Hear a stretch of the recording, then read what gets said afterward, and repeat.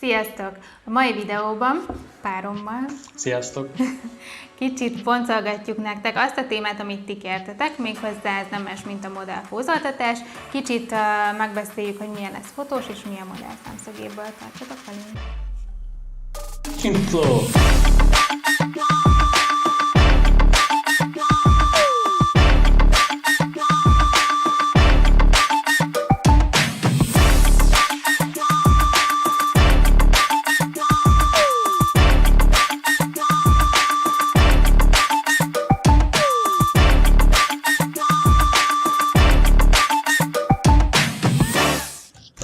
Tudod, mi jutott eszembe róla?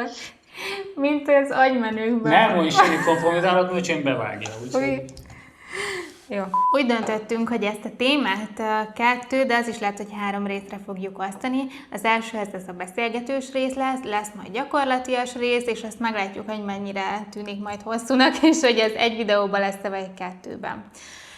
Nos, az elején szeretnénk leszögezni, hogy igazából azért szeretnénk ezt a témát egy hosszúra nyújtani, mert nagyon fontos az, hogy itt nem csak arról van szó, hogy na akkor beszéljünk arról, hogy pózoltassunk, hogy instruáljunk egy modellt, mert ez 2 emberről szól, és van egy fotós oldala, és annak a kommunikációja, gondolatok, érzések, pszichológiája, és van egy modell oldala is, ami nagyon-nagyon fontos, és igazából, ha minden klappol, és mindenki ráhangolódott a másik partnerére, akkor lesz egy igazán tökéletes, gördülékeny fotózás, a végeredmény. Úgyhogy kérdezlek, hogy látod te ezt? Modell és egy hétköznapi amatőr hölgy-lány között mire kell figyelni, hogy indítjuk el ezt az egészet? Igen, én is úgy gondolom, hogy 2 emberről szól egy fotózás. Nem elég az, hogy minket megkeresett és ráültetjük a mi látásmódunkat, hanem muszáj megismernünk a modellt. Szerintem egy fotósnak jó emberismerőnek kell lenni ahhoz, hogy azt a modellt, akit ugye felkért, vagy ők kért fel minket, megismerjük, és összhangba tudjunk kerülni, mert a fotózás egy alkotás, és ahhoz, hogy egy jót alkossunk, és mindenki jól érezze magát, ahhoz muszáj az, hogy a modell elengedje magát, bízzon a fotósba, és a fotós tudja azt csinálni, amire megbízták. Ez egy folyamat. Ezért nem tudtuk azzal kezdeni ezt az egész videót, hogy na most akkor hogy kell pózolni, mert ez nagyon messziről indul. Ez konkrétan onnan indul, hogy a modell megkeres minket, és innentől, vagy fordítva, innentől kezdve az egész arról fog szólni, hogy vagy a modellt, vagy az embert, aki jön hozzánk fotózásra, megismerjük, és hozzáigazítjuk a mi tehetségünket, a mi látásmódunkat, és ketten alkossunk egy sorozatot. Szerintem a pózoltatás, a modellmozgatás innen indul, mert hogyha a modell nem tudja magát elengedni, nem tudja, hogy mi várja, csak így megérkezik egy tök idegen helyre, onnantól kezdve nekünk annyira nehéz dolgunk lesz, hogy ő feloldja a gátlásait, hogy igazából avval fog elmenni fél 1 óra vagy 2, hogy igazából nem is vettünk föl még semmit, vagy nem fotóztunk még semmit, mert egyszerűen látjuk rajta, hogy keresi a helyét, izgul, nem bízik bennünk, és én ezt úgy szoktam megoldani, hogy előtte egy ilyen messenger vagy telefonbeszélgetésben volt olyan is, sőt, szokott, hogyha teljesen idegen számomra az illető, akkor szoktam még kávézni is előtte egyet, hogyha az én projektemről van szó. Azért akkor jó, hogyha előtte kávézunk egyet, elmondom, mi van az én fejemben, mit szeretnék látni. Egyrészt neki az mennyire kényelmes, belefére, és igazából ez egy hosszú folyamat. Szerintem, amikor a modell megérkezik már Most attól függ, bocs, hogyha amatőr modellről beszélünk. Persze, tehát, igen. hogy ugye ezt is megkülönböztetjük. Igen. Bár ugyanúgy fontos a profi modellnél is mindez, hogy kialakuljon egyfajta bizalom, bár ott talán egy profi modell ez el tudja játszani, vagy hogy mondjam azt, hogy pillanatok alatt felveszi a szerepet, amire te megkéred, ha te kérted őt fel, de egy amatőrnél ez elég nehéz. Így van. Bocsánat, igen, ez nyilvánvaló, hogy aki profi, azért neki már van rálátás arra, hogy mi fog történni egy fotózáson, de ettől függetlenül nekünk ugyanúgy meg kell ismerni az adott modellt, hogy mégis tudjunk hozzá alkalmazkodni, és én úgy vagyok ezzel az egésszel, hogy inkább az én komfortzónám sérüljön, vagy abból adok lejjebb, de mindenképpen az, akit én fotózok, ő teljesen biztonságban és kényelmesen érezze magát ahhoz, hogy igazából megtegye azt, amit én mondok neki. Szóval ne legyen kétség afelől, hogy ez a póz most úristen Rossz, mit lát, elátál. hogy lát, biztos, hogy jó ez a póz, úristen. Szóval neki teljesen meg kell bízni bennünk ahhoz, hogy a maga modell mozgatása már jól legyen. És igazából itt a mozgatásnál már nem is arra gondolok, hogy így ülj be, ide tedd a kezedet, oda tedd a kezedet. Ja, bocsánat, most biztos, hogy öcsémre fog baszni. Szóval nem arról szól ténylegesen, hogy üljön, hanem mikor én fotóztam egy énekesnőt, ő mondta nekem, hogy ő több színházi darabban dolgozott már, és azt mondta, hogy igazából én nem is fotózok, hanem én rendezek. Szóval az én elképzelésem egy fotózáson arról szól, hogy elmondom az adott szituációt a modellnek, hogy mi az, amit én szeretnék a képen látni. Ezt kb. 10-20 képbe a saját mozdulataival, a saját elképzelésével próbálja meg bemutatni, és amikor azt mondom neki tényleg, hogy most ez így jó, egy picit balra, picit jobbra, akkor ugye azt az elején el szoktam mondani, hogy a pici az tényleg pici, mert itt ilyenkor már csak azért mozdítom a modellt balra vagy jobbra, hogy a fényeket megfelelő helyre tegyen, mert ugye a modell testén, arcán mi a fénnyel alkotunk, és annak kell jó helyen legyen ahhoz, hogy a kép magát eladja, szóval ez a kép jó legyen. Hogyha a fények rossz helyen vannak, lehet a póz jó, az nem fog előrébb vinni minket, szóval maga a póz nagyon nem elég. Szóval, hogyha lehet, hogy az a póz teljesen tökéletes, már láttuk, hogy magazinba beállítjuk, de a világítás nem arra van beállítva, és az árnyékok meg a csúcsfények nem ott vannak, akkor igazából tök fölösleges volt számunkra a pózoltatást. Ezért én igazából, még ha amatőr is a modell, én teljesen rábízom a mozdulatait, max. Egy picit szoktam irányítani, hogy balra, jobbra, kicsit le, föl, ez az amaz. Nyilván az elején elmondom neki, hogy mi az, amit kerüljünk, tenyeret nem mutogatunk a kamera fele, vagy nem húzzuk be az állunkat, mint például most szerintem egész végig én csináltam. Meg ugye a vállunkat is szépen lejtjük, nem húzzuk be a nyakunkat, úgyhogy ezzel rám szóltak. Azért ezeket én is elmondom az elején.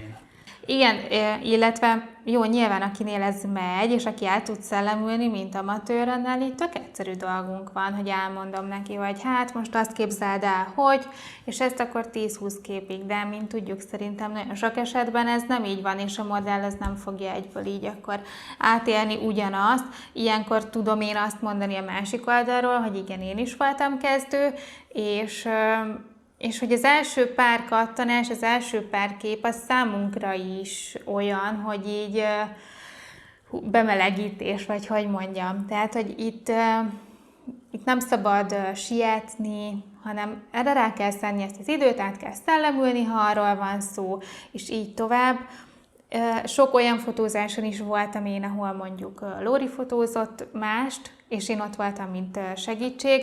Én sokszor azt látom, hogy az amatőrök el vannak úgy veszve, hogy mit csináljak a kezemmel, hova nézzek. Tehát, hogy mindent tudni akarnak, mindenit be kéne ahhoz állítani, hogy ez olyan legyen, pedig ez nem feltétlen jó. És mindig próbáljuk így átlögdösni ezen a Igen, mert határon. el is várja az amatőr. Azt hiszi, hogy ő most oda jön, és majd én beállítom centire pontosan. De az a legrosszabb szerintem, hogyha én Szerintem is. Centéről centire mindenkit minden kép után beállítok, ott semmilyen fajta felszabadultság nem lesz alkotási öröm, és onnantól kezdve maga az egész fotózás egy, hogy is fogalmazom, egy szenvedés lesz a modell részéről, a fotós részéről is, nem jönnek a jó képek, és szerintem sokkal jobb, hogyha ezen át tud gördülni valaki. És elkezdi élvezni, vagy ráérezni, beleképzelni magát.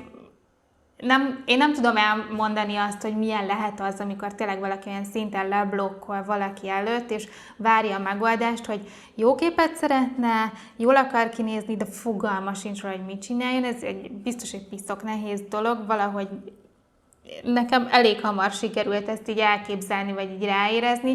Az első fotózástól én mindig látom az elkészült képet a fejemben, és ezt tudom mondani így a lányoknak is, vagy a modelleknek is, hogy egy kicsit tényleg így ezt átélni, és a fotós pedig azért van, és azért kell a bizalom, hogy ő azt elmondja, hogy ez neked előnyöse, vagy nem, vagy ahhoz, hogy olyan legyen, még mit kéne változtassál magadon, akár ha az csak annyi, hogy ne nézz annyira ki, hanem egy picit beljebb, akkor annyi. Ja, igen. Tehát, hogy... Igen, azt elfelejtettem mondani, hogy én hogy szoktam igazából. Szóval el kell mondani azért a modellnek is, meg a hétköznapi modellnek is, aki éppenséggel most először jön fotózásra, nem tudom, hogy különböztessen meg szóba őket, modell, hát jó, profi vagy amatőr. Szóval nekik azért el kell magyarázni, szóval először szoktam magyarázni, hogy van egy főfényünk, van élfényünk, mettől meddig nézhet, ahhoz, hogy az jól nézzen ki, és ugye teljesen fölösleges kifordulni a 90 fokkal a másik irányba, hogyha onnan abszolút nem érkezik világítás, annak nincs értelme, hogy minden egyes pózt én külön bevilágítsak. El szoktam magyarázni, hogy ettől eddig foroghat jobbra-balra, ne forduljon túl, refölnézés is túl föl nem szabad, és ugye elmondom, hogy mi az, ahonnan érkezik a fény, és körülbelül próbálja azt, hogy az mindenképpen jó irányba érkezzen. Ezt mindig el szoktam mondani mindenkinek, ahhoz, hogy tudja azt, hogy hol az ő helye térben és időben. Igen, szóval, hogyha fotózok, akkor az is fontos, hogy elmondom azt, hogy minden egyes kattintás vagy villanás, most már állandó fényű lámpáink vannak, minden egyes kattintás után egy picit változtasson csak a mozdulatán. Képzeljen el egy mozdulat sort, ami ahhoz a szituációhoz illik, és én megpróbálom elkapni azt a megfelelő pillanatot, amikor a keze éppen jó helyen van.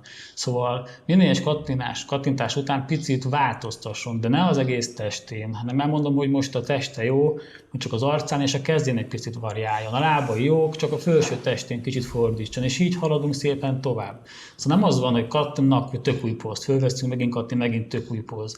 A világítás is fontos. Szóval, hogyha egy másik szögből fogom fotózni a modellt, akkor elmondom, hogy most egy kicsit átállunk. Lehet, hogy csak 20 centit arrébb vinni azt a lámpát, de arrébb kell vinni ahhoz, hogy abban a szögben újra jó fények kerüljenek. Nyilván van egy olyan fotózás, ahol szórtabb a fény, ott azért nem kell a lámpát cipelni, ha egyszer jó ablak vagy nagy térről jön a fény, de ettől függetlenül elmondom, hogy mikor új pózt veszünk föl, akkor nem arról szól, hogy teljesen megváltozik az egész teste, hanem csak egy pici részlet, és akkor abból a 10 képből, ahol egy picit változott a részlet, abból ki tudjuk választani azt, ami jó, vagy legalábbis úgy gondolom, hogy ki lehet választani azt, ami jó.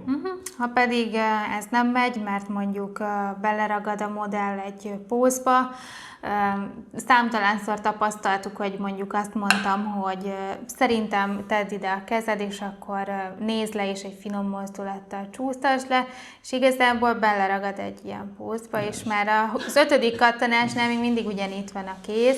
Ilyenkor szoktam én javasolni, hogy akkor legyen egy mozdulatsor, amit véghez visz lassan, és ha kell, akkor egészen addig megy, amíg el nem kapjuk azt.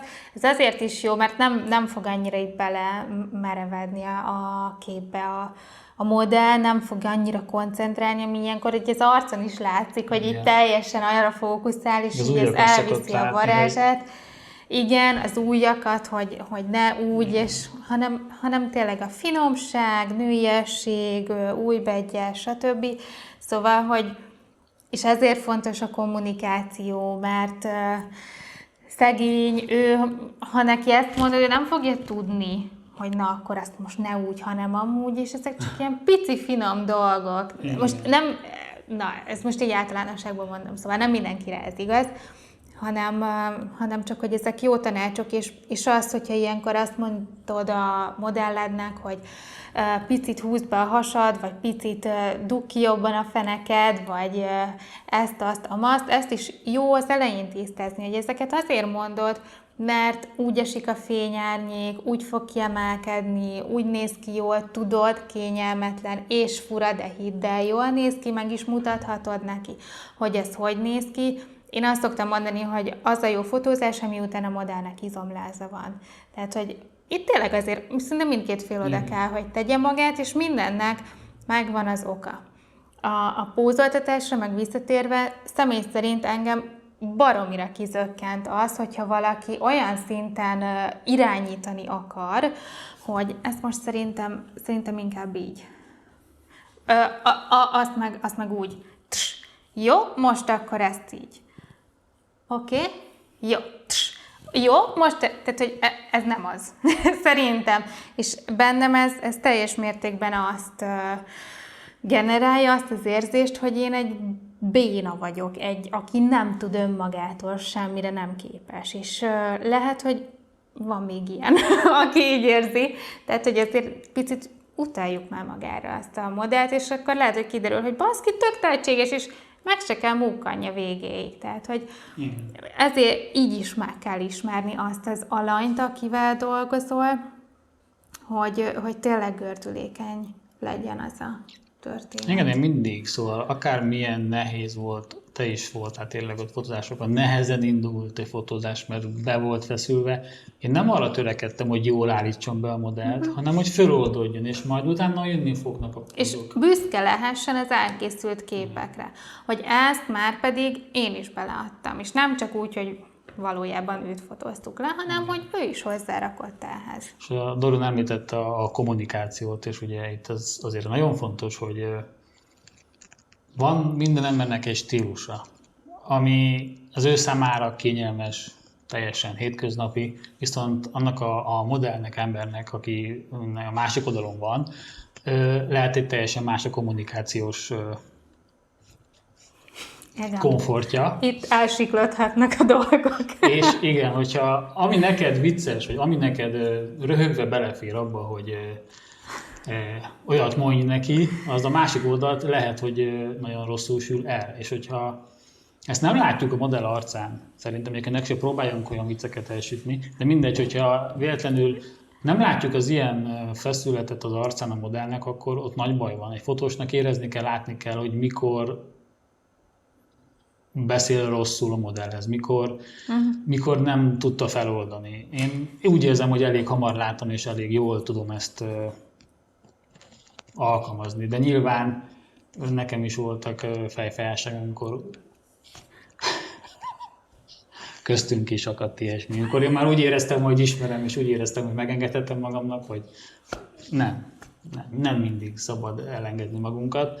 Szóval figyeljünk arra, hogy inkább a saját komfortzónánkat szűkítsük be, és az ővét is feltétlen, csak ez legyen összhangban. Jó, én értem. Szóval csak azt akarom mondani, hogy a modell próbáljuk megismerni, és hozzá mi alkalmazkodjunk, ne fordítva. Mert hogyha a modell alkalmazkodik teljes mértékben, nyilvánvaló, jó, persze, nyilvánvaló annyi azt érezni kell a modellnek, hogy ki a főnök, ki irányít, határozottnak kell legyünk. Szóval nem szabad látni azt a modellnek, hogy na ez elveszett, ez nem látja, igen. nem, Jó, tudja, ez igen. nem tudja a világát, keresi a gombokat, keresi a kapcsolókat, szóval azért ezt ne lássa rajta. Nyilván persze az ember hátralép kettőt gondolkodik, úgy tesz, mintha baromira a helyzet magaslatán lenne, és most egy új koncepciót gondol ki a fejébe, holott azt keresi, hogy bazd meg, mi jó, miért nem jó az a kép, mi az istenél sötét, vagy így van.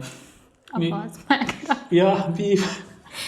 De szóval igen. Szóval ne lássa rajtunk, hogy most mi kétségbe estünk. Ha van ilyen. Egyébként szokott nálam is, szóval valamikor nálam is leblokkolok, nem találom a megfelelő fényeket, vagy a modell vagy a helyszínt, vagy a poszt, vagy hogy most igen. Mi van, mi nem stimmel. Akkor hátralépek, egy fél percig gondolkodok magamban, megyek ki egy kört maximum a helyszín körül, hogy hát a máshonnan jobbak a fények.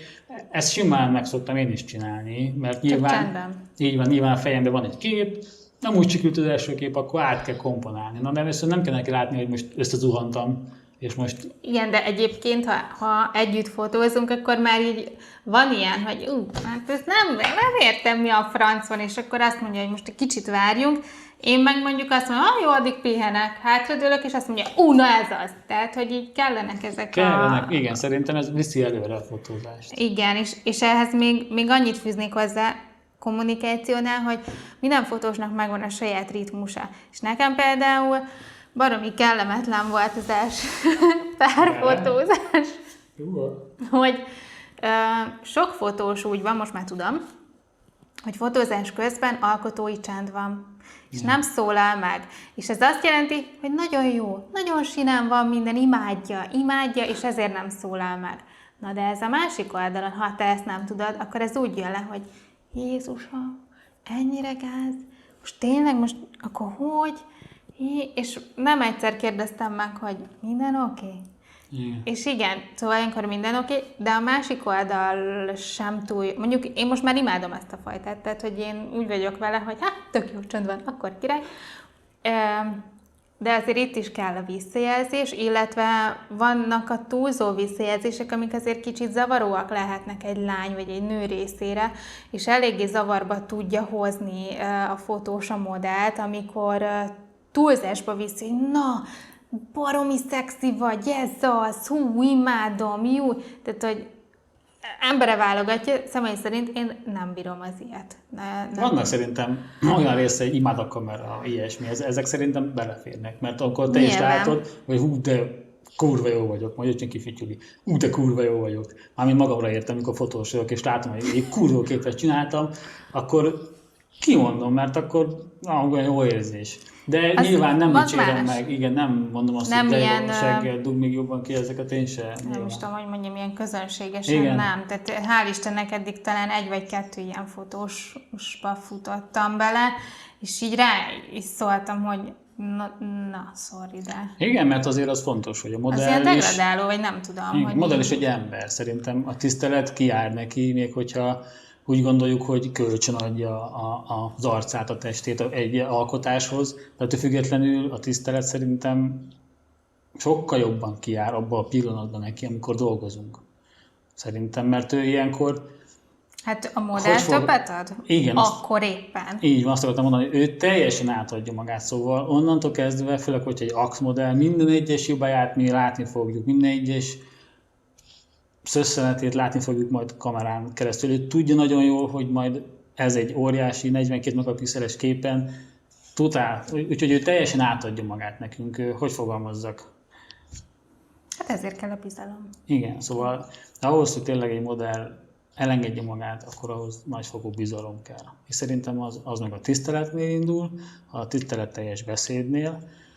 A kommunikációnál még az is nagyon fontos, hogy hogyan kérjük fel a modellt, hogy írsz rá, mert én tök sokszor tapasztalom, és én is most már tényleg úgy vagyok vele, hogy minden türelmem elment ezzel kapcsolatban, és egy olyan üzenetet kapok, hogy hello, van kedved TFCD-hez, vagy szia, tök jól nézel ki, én is fotóználak, ehhez, tehát, hogy így, ezeket meg se nyitom. Egy épkézláb mondatot, vagy egy épkézláb bemutatkozást, szia, ez és ez vagyok, ezért és ezért kerestelek meg, erről és erről a projektről lenne szó, itt, ott, amott, ennyi idő, így, tehát, hogy tanuljunk már megfogalmazni és úgy felkérni, mert szerintem innen indul ez az egész. Ha valaki itt elvérzik, akkor itt el tud bukni minden. Igen, mert mi fotós is tudom, hogy el kell valahol kezdeni ezt az egész beszélgetést, szóval oké, de ne annyira legyen az egész, hogy szia, szeretnélek fotózni. Szóval itt ne a képünket mutassuk be, meg az instánkat, az már egy istenes dolog, vagy a Dorona is mondta,